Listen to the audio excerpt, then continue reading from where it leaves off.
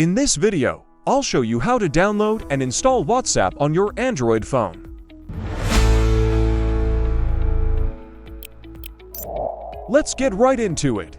First, open the Google Play Store on your Android device.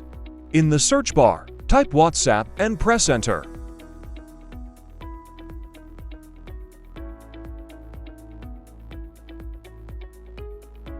Once you see WhatsApp, tap the green Install button.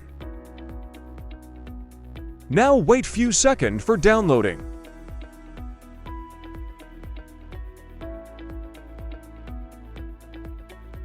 After downloading completed, it automatically start installing.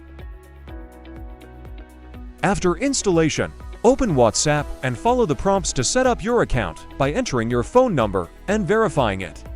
That's it. You've successfully downloaded and installed WhatsApp. Watch our next video how to create a new WhatsApp account.